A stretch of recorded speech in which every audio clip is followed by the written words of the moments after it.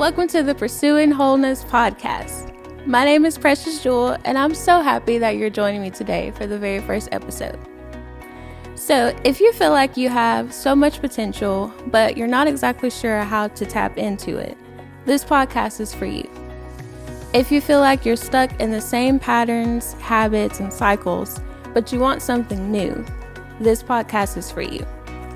If you feel like you're in a pretty good space in your life, but you want to be even better, this podcast is for you. But if you feel like you want to stay the same and don't want to become better at all, then go ahead and exit because this podcast is not for you.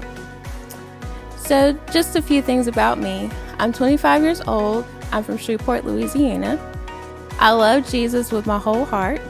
Some of my favorite things to do are singing, writing, speaking, reading a good book, and also binge watching a good show on Netflix.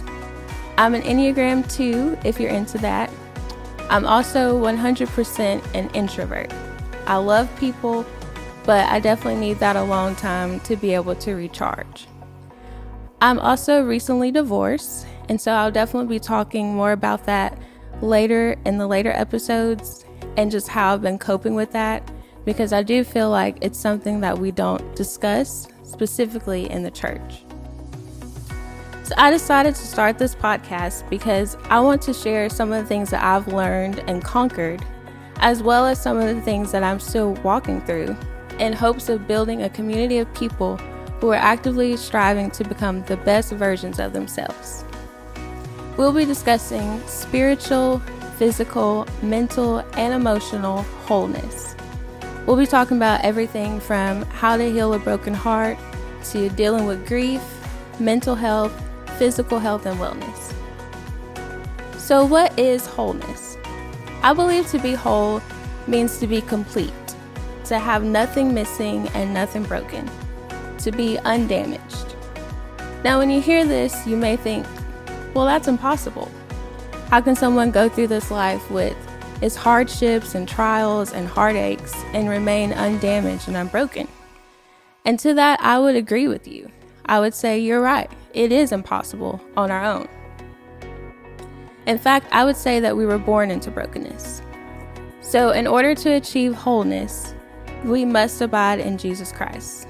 In and of ourselves, we are broken and unable to achieve healing.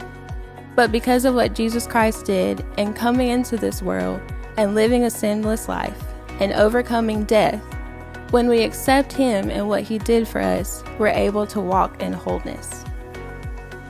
Jesus fills in the spaces where we lack. The Bible says that His grace is sufficient and His strength is made perfect in our weakness. But the beautiful thing is, the more we walk with Him, the more we become like Him, and the closer we become to complete wholeness. It's a journey, and this podcast is essentially me sharing my journey with you, and hopefully inspiring you and helping you along yours. One of my favorite definitions of wholeness is from Pastor Torrey Roberts. He says, wholeness is the highest and healthiest version of a person. I love this definition because we can always strive to be better. The highest version of myself today can be exceeded tomorrow. I mean, the reason I named this podcast Pursuing Wholeness is because I believe it is a journey that we'll be on for our entire lives. So knowing what it means to be whole, why on earth would someone not want that? Well, I believe the main thing that keeps us from being whole isn't a lack of desire, and it's also not being too broken. I believe it's thinking that we already are whole. You will not seek out a doctor if you don't believe that you're sick. You won't seek therapy if you don't believe you have issues you need help working through. This is why I believe that complacency, not brokenness, is the enemy of wholeness. Complacency convinces us that we don't need to strive for better.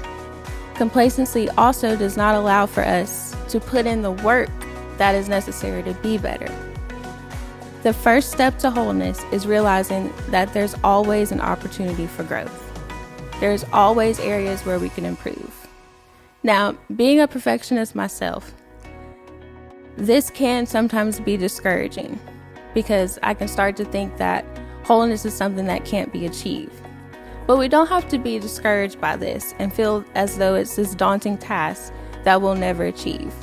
Instead, we can choose to see the blessing of the fact that there is always more. There is always another level and more to discover with God. We can never reach the end of Him, and the same is true with us. Our best self is always ahead of us. Once you understand that there's always room for improvement, you must be willing to put in the work. Becoming whole is going to take consistency, grit, and discipline. It is at times painful because we have to open up the life wounds that we've acquired and allow them to heal. But I've learned that pain yields growth. You will not grow as long as you are comfortable. Growth and development happen in discomfort. If you want to be whole, you have to become comfortable with discomfort. There's a quote that I love that says, "Change happens when the pain of staying the same is greater than the pain of change." So if you're ready to start your journey to wholeness, I'd love for you to join me. I believe that God is going to completely transform our lives as we commit to healing and becoming the best that we can be and becoming more like Him. I'm so excited to hear your stories. Thank you for joining me on this journey.